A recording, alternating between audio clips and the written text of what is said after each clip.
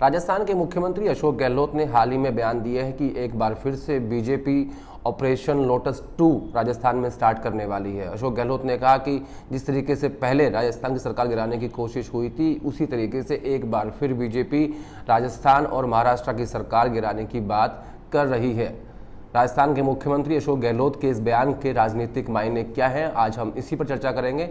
नमस्कार, मैं हूं आदेश रावल। देश की बात में आज बात करेंगे कि राजस्थान के मुख्यमंत्री अशोक गहलोत ने ऐसा बयान क्यों दिया। दरअसल इसके पीछे बहुत सारे कारण हो सकते हैं कि क्या सही मायने में बीजेपी लोटस ऑपरेशन 2 स्टार्ट करने जा रही है राजस्थान में, या फिर इसके अंदर जो कांग्रेस पार्टी की अंदरूनी पॉलिटिक्स है वो भी कहीं ना कहीं छुपी हुई है, या फिर अशोक गहलोत कांग्रेस आलाकमान को याद दिलाना चाहते हैं कि जिस तरीके से उन्होंने अगस्त में विश्वास मत हासिल किया था उसके पीछे कांग्रेस के ही नेता सचिन पायलट और उनके खेमे के विधायक थे, या फिर इस बयान के पीछे ये कारण हो सकता है कि क्योंकि जिस तरीके से सचिन पायलट और उनके विधायकों की वापसी हुई थी और उस वक्त कांग्रेस के रकाबगंज रोड में, जिसे वॉर रूम कहा जाता है, वहाँ पर प्रियंका गांधी और अहमद पटेल की मौजूदगी में सचिन पायलट और उनके विधायक वहाँ आए थे, उनकी बात सुनी गई थी और उसके बाद सचिन पायलट ने बाहर आकर स्टेटमेंट दिया था, जो कि उनका 34 दिन के भीतर का पहला मीडिया के सामने उनकी उपस्थिति थी। पहली बार वो मीडिया के सामने आए थे।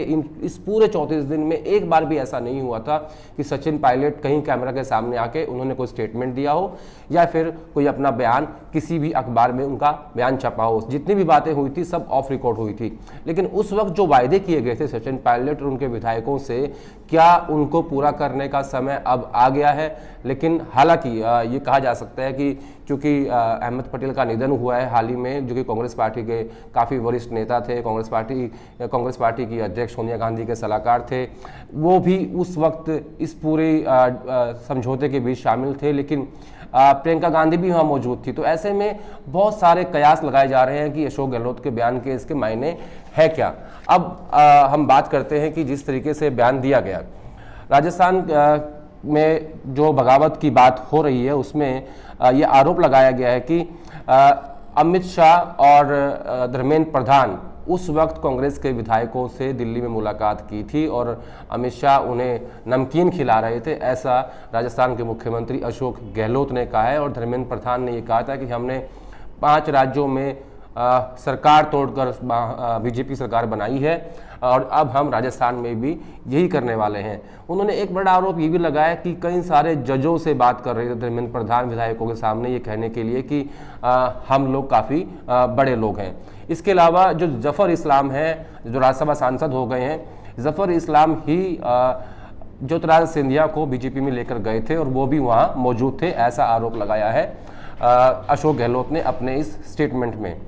लेकिन बागी नेताओं को हमने बर्खास्त किया तब बच पाई थी सरकार, जब ये पूरा सिलसिला चल रहा था, जिस वक्त राजस्थान में जयपुर के होटलों में और उसके बाद फिर जैसलमेर ले जाया गया था। कांग्रेस पार्टी के वरिष्ठ नेता दिल्ली से, कांग्रेस पार्टी के संगठन महासचिव केसी वेणुगोपाल, कांग्रेस पार्टी के मीडिया प्रभारी उस वक्त के रणदीप सिंह सुरजेवाला, अजय माकन, जिन्हें बाद में राजस्थान का प्रभारी बना दिया गया, और उस वक्त के राजस्थान के प्रभारी अविनाश पांडे, ये सब नेता उन होटल में मौजूद थे। और जो बाकी 17 विधायकों के साथ सचिन पायलट दिल्ली और गुड़गांव के अलग अलग होटल्स में मौजूद थे। लेकिन इन सब के बीच में एक बड़ा सवाल ये उठता है कि जिस कारण से ये पूरी बगावत हुई थी, क्या उसको पूरा कर दिया गया है? क्योंकि सब विधायकों का ये कहना था कि उनकी नाराजगी मुख्यमंत्री से है। जो बोर्ड और निगम खाली पड़े हैं उनको नहीं भरा गया है, कई सारे मंत्रालय ऐसे हैं उनको नहीं भरा गया है। तो आज भी वैसी ही स्थिति राजस्थान में बनी हुई है।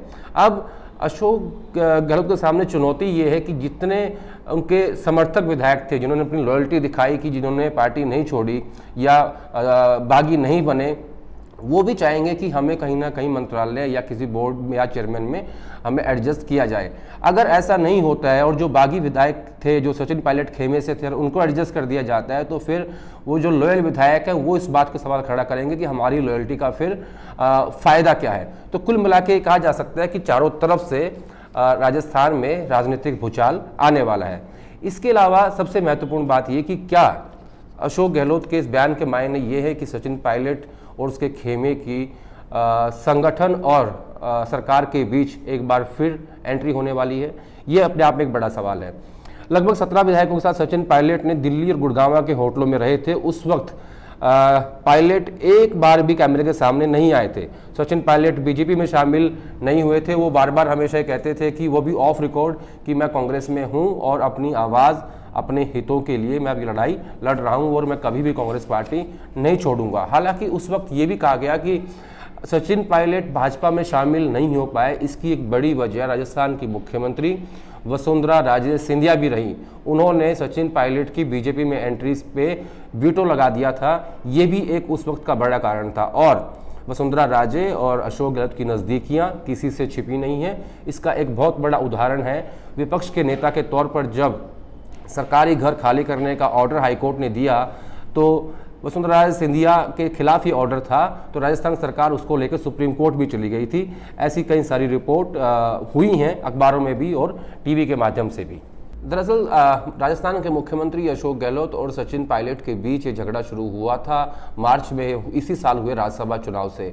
जब राज्यसभा चुनाव हो रहा था, यानी उससे पहले, क्योंकि कोविड के चलते उसको थोड़ा टाल दिया गया था, तो जब मार्च में ये चुनाव हो रहा था तो उससे पहले राजस्थान के मुख्यमंत्री अशोक गहलोत ने कांग्रेस आलाकमान को कुछ सबूत दिए थे, जिसमें कहा था कि सचिन पायलट की मीटिंग कुछ भाजपा के नेताओं से हुई है और पुलिस ने, यानी राजस्थान पुलिस ने उन्हें ट्रेस किया है। उसके बाद उनके खिलाफ एफआईआर दर्ज भी की गई थी, जिसको बाद में वापस ले लिया गया था। और जब सचिन पायलट बागी थे, उनके विधायक दिल्ली गुड़गांव के होटल्स में थे, उस वक्त भी कांग्रेस आलाकमान ने फैसला लिया कि उन्होंने उनके नज़दीकी कुछ मंत्री और सचिन पायलट को पीसीसी प्रेसिडेंट के तौर पर और डिप्टी सीएम के तौर पर उनके नज़दीकी मंत्रियों को बर्खास्त कर दिया था, हटा दिया था। और उसके कई दिनों के बाद जाके ये मसला धीरे धीरे कंट्रोल में आने लगा। लेकिन जब संगठन महासचिव केसी वेणुगोपाल और नीरज डांगी को राज्यसभा भेजा गया, उसके बाद झगड़ा और बढ़ गया, क्योंकि सचिन पायलट भी चाहते थे कि उनके एक काफ़ी नज़दीकी व्यक्ति थे जो कि